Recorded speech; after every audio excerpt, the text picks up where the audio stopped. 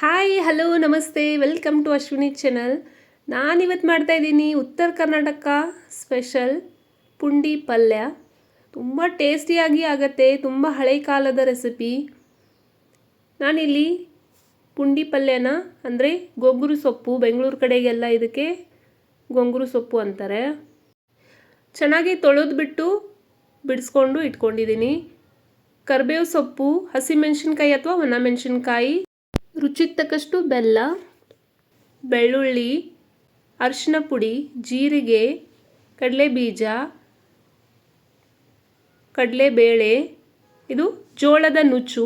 ಜೋಳದ ನುಚ್ಚು ಇರಲಿಲ್ಲ ಅಂದರೆ ನೀವು ಇದನ್ನು ಗೋಧಿ ರವಾದಿಂದ ಕೂಡ ಮಾಡಬಹುದು. ರುಚಿಗೆ ತಕ್ಕಷ್ಟು ಉಪ್ಪು.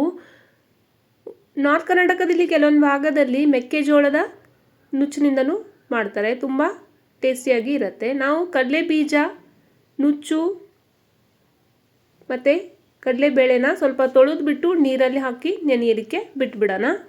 10 ರಿಂದ 15 ನಿಮಿಷ ನೆನೆದ್ರೆ ಸಾಕು. ನಾನಿಲ್ಲಿ ಕುಕ್ಕರಲ್ಲಿ ಮಾಡ್ತಾಯಿದ್ದೀನಿ ಈ ಸೊಪ್ಪನ್ನ. ಮೊದಲಿಗೆ ನಾವು ಇದನ್ನು ಕುದಿಸ್ಕೊಂಡು ಬೇಕಾಗತ್ತೆ.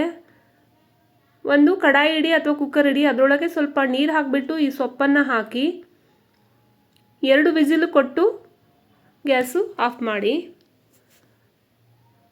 ಸೊಪ್ಪು ಬೇಯೋ ತನಕ ನಾವು ಖಾರನ ರೆಡಿ ಮಾಡ್ಕೊಳ್ಳೋಣ. ಒಂದು ಖಾರ ಕುಟ್ಟುವ ಕಲ್ಲು ತಗೊಳ್ಳಿ, ಅದರೊಳಗೆ ಬೆಳ್ಳುಳ್ಳಿ, ಜೀರಿಗೆ, ಹಸಿಮೆಣಸಿನ್ಕಾಯಿ ಹಾಕ್ಕೊಳ್ಳಿ, ರುಚಿ ಚೆನ್ನಾಗಿರುತ್ತೆ. ನಾನಿಲ್ಲಿ ಹಸಿಮೆಣಸಿನ್ಕಾಯಿ ತಿನ್ನಲ್ಲ, ಅದಕ್ಕೆ ಕೆಂಪು ಖಾರನ ಹಾಕ್ಕೊಂಡಿದ್ದೀನಿ. ಇದನ್ನು ಚೆನ್ನಾಗಿ ಅರಿಬೇಕಾಗತ್ತೆ. ತುಂಬ ಪೇಸ್ಟ್ ಏನು ಮಾಡೋಕ್ಕೆ ಹೋಗಬೇಡಿ, ಅಡ್ಡ ಬಡ್ಡ ಇದ್ರೂ ನಡೆಯುತ್ತೆ, ಅಂದರೆ ತರಿಯಾಗಿ ಇರಬೇಕು. ಮಿಕ್ಸಿಯಲ್ಲಿ ಮಾಡಿದ್ರೆ ಅಷ್ಟು ರುಚಿ ಬರೋಲ್ಲ, ಈ ರೀತಿ ಕಲ್ಲಲ್ಲಿ ಅರೆದ್ರೇ ಟೇಸ್ಟು ಚೆನ್ನಾಗಿರುತ್ತೆ.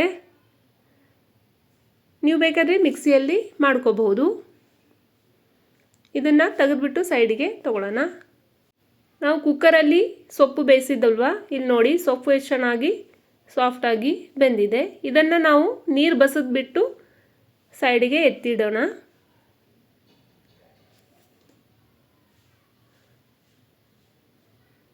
ನೀವು ಬೇಕಾದರೆ ಸ್ವಲ್ಪನೇ ನೀರು ಹಾಕೋಬಹುದು, ಒಬ್ಬೊಬ್ಬರು ತೊಳೆಯಲ್ಲ. ಈಗ ಅದೇ ಕುಕ್ಕರ್ ಒಳಗೆ ಸ್ವಲ್ಪ ನೀರು ಹಾಕಿಬಿಟ್ಟು ಕಡಲೆಬೇಳೆ, ನುಚ್ಚು ಮತ್ತು ಕಡಲೆ ಬೀಜನ ಹಾಕಿಬಿಟ್ಟು ಸ್ವಲ್ಪ ಉಪ್ಪು ಹಾಕ್ಕೊಳ್ಳಿ. ಬೇಕಂದರೆ ಸ್ವಲ್ಪ ಎಣ್ಣೆ ಕೂಡ ಹಾಕೋಬಹುದು, ನಾನು ಎಣ್ಣೆ ಹಾಕ್ತಾ ಇಲ್ಲ.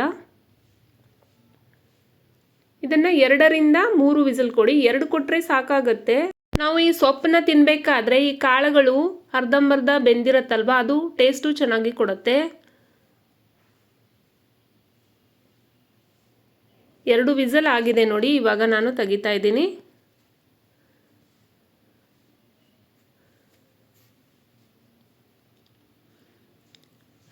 ಇಷ್ಟು ಬೆಂದರೆ ಸಾಕು, ತುಂಬ ಏನು ಸಾಫ್ಟಾಗಿ ಬೇಯಿಸೋದು ಬೇಡ. ಮತ್ತು ಆ ಕುಕ್ಕರ್ನ ಗ್ಯಾಸ್ ಮೇಲೆ ಇಟ್ಟು ಅದರೊಳಗೆ ಸ್ವಲ್ಪ ಅರಿಶಿನ ಹಾಕ್ಕೊಳ್ಳಿ, ಕಟ್ ಮಾಡಿರುವಂಥ ಕರಿಬೇವು ಸೊಪ್ಪು, ಕೊತ್ತಂಬರಿ ಸೊಪ್ಪು ಹಾಕ್ಕೊಳ್ಳಿ, ಕುಟ್ಟಿರುವಂತಹ ಖಾರ ಹಾಕ್ಕೊಳ್ಳಿ,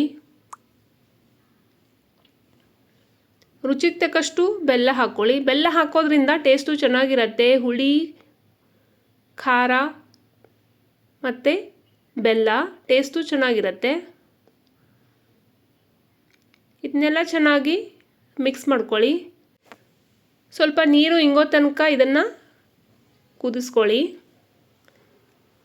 ಕುದ್ದಾದ ಮೇಲೆ ಬಸ್ದಿರುವಂತಹ ಈ ಸೊಪ್ಪನ್ನು ಹಾಕಿಬಿಟ್ಟು ಚೆನ್ನಾಗಿ ಮಿಕ್ಸ್ ಮಾಡ್ಕೊಳ್ಳಿ. ನೀವು ಬೇಕಾದರೆ ಇದಕ್ಕೆ ಸಾಸಿವೆ, ಜೀರಿಗೆ ಒಗ್ಗರಣೆ ಕೊಡಬಹುದು. ಊಟ ಮಾಡಬೇಕಾದ್ರೆ ಮೇಲ್ಗಡೆ ಎಣ್ಣೆ ಹಾಕ್ಕೊಂಡ್ಬಿಟ್ಟು ತಿಂತಾರೆ ನಮ್ಮ ಕಡೆಗೆಲ್ಲ.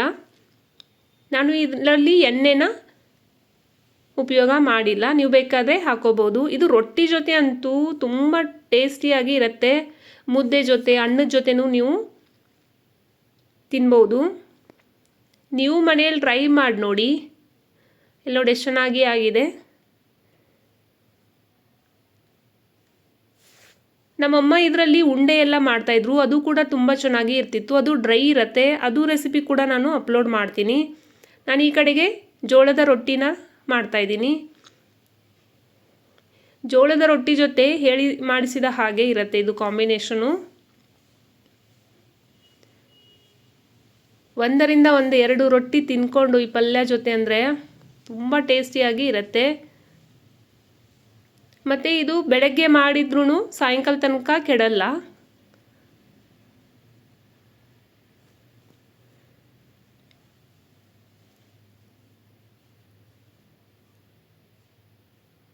ನನ್ನ ಯೂಟ್ಯೂಬ್ ಚಾನಲ್ನ ಸಬ್ಸ್ಕ್ರೈಬ್ ಮಾಡಿಲ್ಲ ಅಂದರೆ ಸಬ್ಸ್ಕ್ರೈಬ್ ಮಾಡ್ಕೊಳ್ಳಿ, ಬೆಲ್ ಬಟನ್ನ ಪ್ರೆಸ್ ಮಾಡ್ಕೊಳ್ಳಿ. ಇದೇ ರೀತಿ ಹೊಸ ವಿಡಿಯೋ ಎಲ್ಲ ನೀವು ವೀಕ್ಷಿಸಬಹುದು.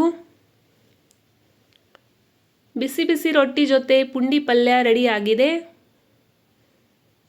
ರುಚಿ ಅಡುಗೆ ಮಾಡ್ತಾಯಿರಿ, ತಿಂತಾಯಿರಿ, ತಿನ್ನಿಸ್ತಾಯಿರಿ, ಹೆಲ್ದಿಯಾಗಿರಿ.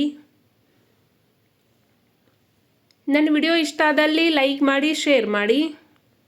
ನನ್ನ ಯೂಟ್ಯೂಬ್ ಚಾನಲ್ನ ಸಬ್ಸ್ಕ್ರೈಬ್ ಮಾಡಿದವ್ರಿಗೆ ಧನ್ಯವಾದಗಳು. Thanks for watching my video.